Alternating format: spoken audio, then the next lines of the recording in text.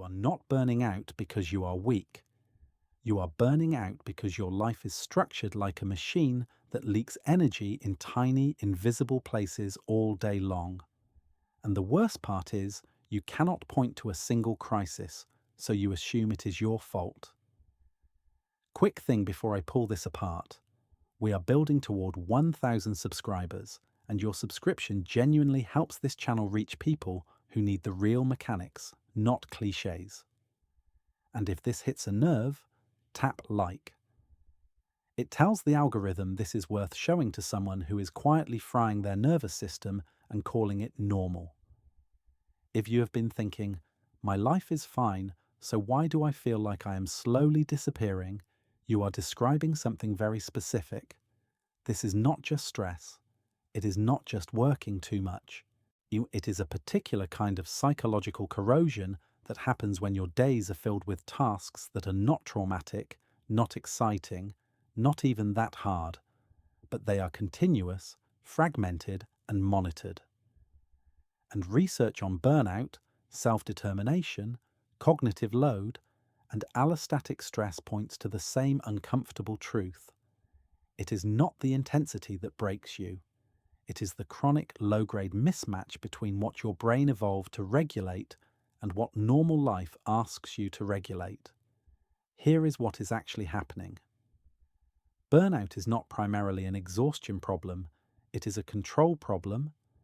Think about this for a second. When people imagine burnout, they picture someone doing too much. But a lot of quiet burnout shows up in people who are not doing heroic amounts of work. They are doing ordinary amounts of work under conditions that keep their brain in a constant state of micro-correction. Micro-correction is the hidden tax. It is when you spend your day adjusting yourself to systems that do not adjust to you. You adjust your tone for the email. You adjust your posture for the chair. You adjust your attention for the notification. You adjust your schedule for the meeting that could have been a message. You adjust your personality for the customer, the boss, the co-worker, the family group chat, the neighbor, the stranger on the road. None of these adjustments are dramatic. That is why it is so hard to notice. But your brain does not measure stress the way your conscious mind does. Your conscious mind goes, this is not a big deal. Your nervous system goes, I had to inhibit myself again. I had to predict someone else again. I had to switch context again. I had to monitor for mistakes again. That monitoring is not free. The mechanism behind this is something like allostatic load, the wear and tear of constantly maintaining stability through change. Your body is built to handle bursts of adaptation. It is not built to run a background process of adaptation for 12 hours straight. And the more normal your life looks, the more you gaslight yourself about it. Because if there is no obvious dragon to slay, you start thinking you are the dragon. Now here is where it gets interesting. The biggest accelerant of quiet burnout is not work. It is the combination of work and ambiguity. Ambiguity is psychologically expensive. When a task has a clear finish line, your brain can allocate effort and then release. When a task has no clear finish line, your brain keeps it open. It becomes what psychologists call an open loop, and open loops pull attention even when you are not actively working on them. Modern normal life is open loop life. Your inbox is never done. Your work project is never fully done, it is just shipped. Your fitness is never done. Your home is never done. Your social life is never done. Even rest is not done because you are supposed to optimize it. So you live inside a constant state of I could be doing more, which is not motivation. It is low-grade threat because your brain reads unfinished as unsafe, not consciously, biologically. Let me show you what I mean. Imagine you finish an actual closed-loop task. You build a table, you plant a garden bed, you cook a meal for people and watch them eat it. There is a sensory closure. Your nervous system gets feedback. Effort led to completion, and completion led to safety. Now compare that to a normal Tuesday where you answer messages, attend meetings, update a document, switch tabs, read half a thing, get interrupted, postpone a decision, and then you stop because it is time, not because it is complete. Your brain never gets the completion signal, so you rest with a background feeling of incompleteness. That is not rest. That is paused stress. If you have ever had a free evening and still felt strangely tense, like you forgot something, that is not your personality. That is your brain still running unresolved loops. But do not leave yet, because this next layer is the one most people miss.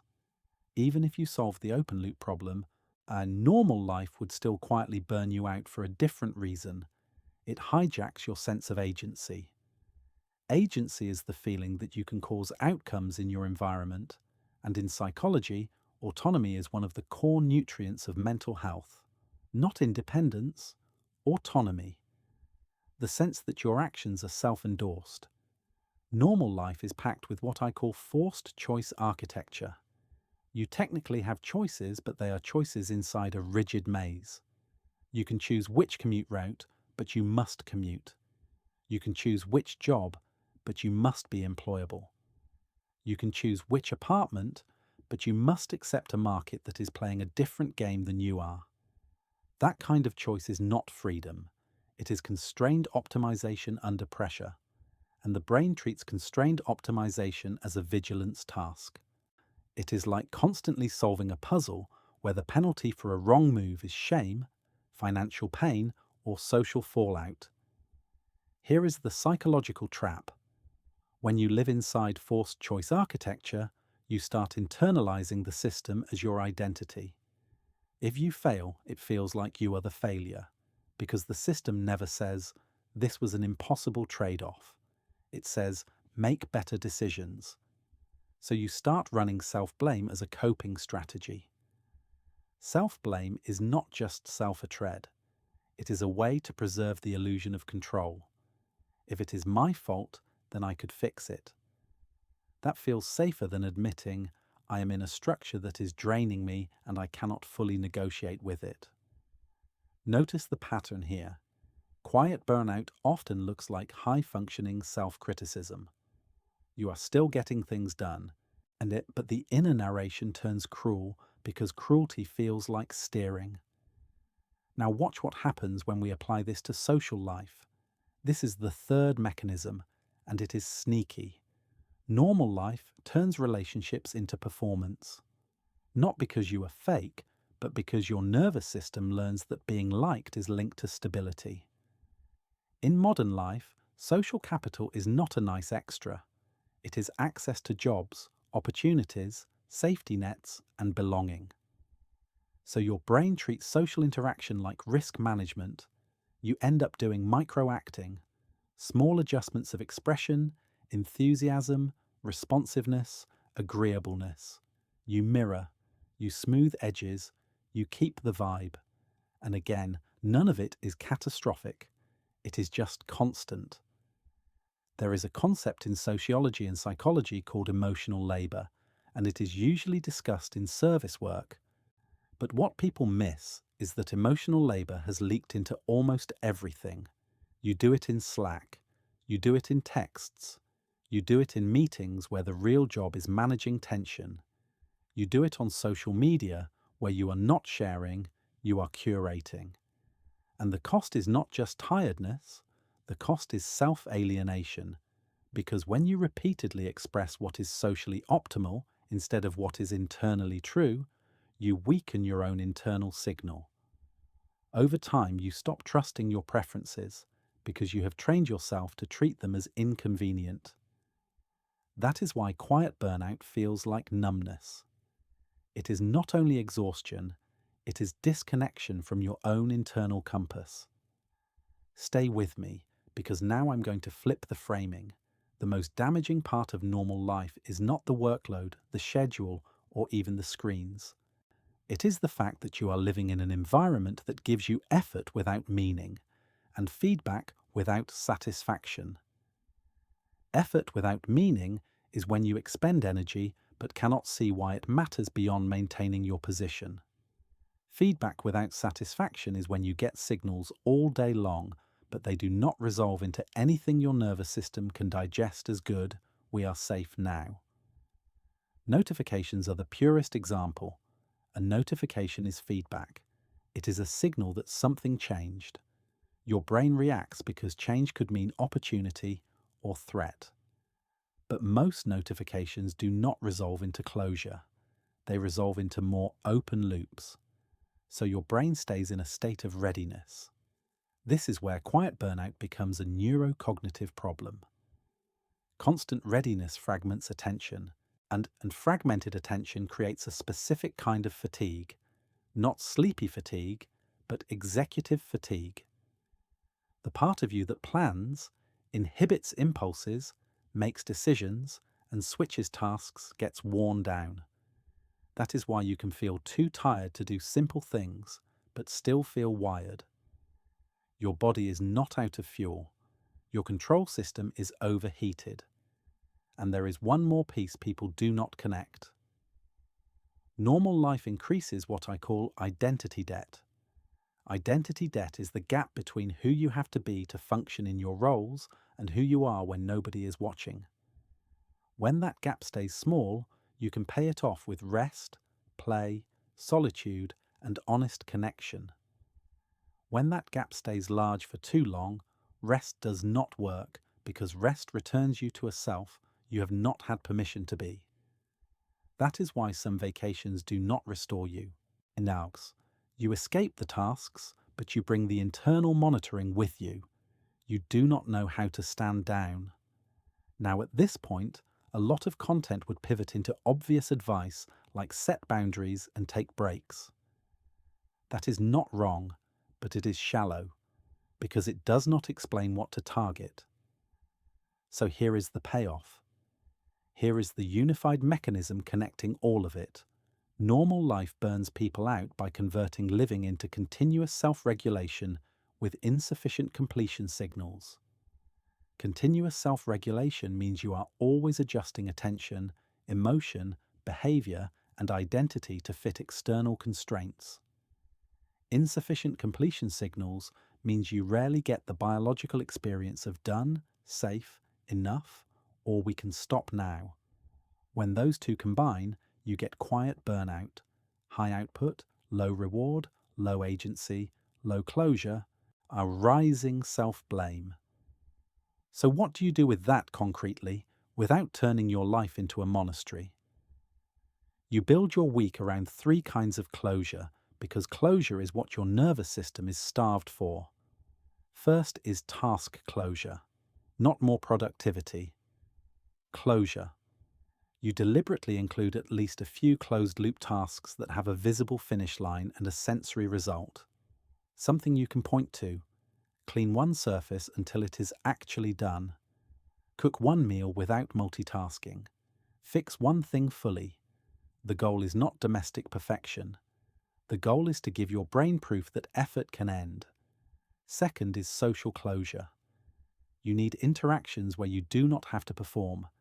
That means fewer relationships where you are constantly managing perception, and more spaces where you can be slightly unfinished, slightly messy, and still accepted. If you do not have that, you will keep spending emotional labor like it is air. Third is identity closure. This is the most important and the least discussed. You need regular time where you are not optimizing yourself, explaining yourself, or preparing yourself. Time where your only job is to notice what you actually want when nobody is grading you.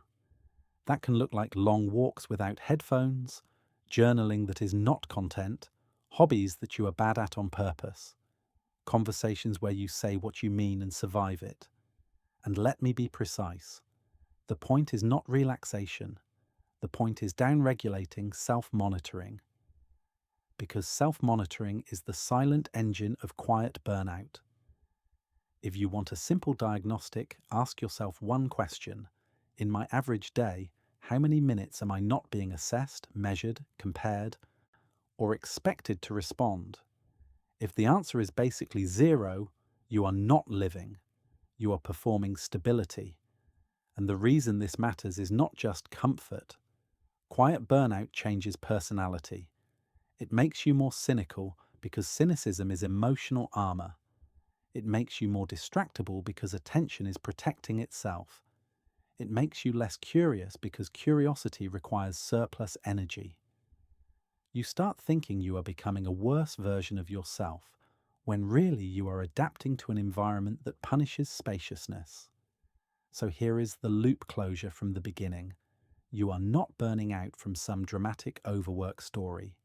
You are burning out because normal has become 1,000 tiny negotiations with systems that never say thank you, never say done, and never let your nervous system exhale. If this changed how you see your own fatigue, tell me in the comments what your biggest energy leak is. Open loops, forced choices, or constant performance. And this week, just notice it. Notice how often you are self-correcting, because the moment you can see the mechanism, you stop calling it a personal defect. And that is when your life stops feeling like it is on fire with no smoke. The most dangerous burnout is the kind you keep mistaking for your personality.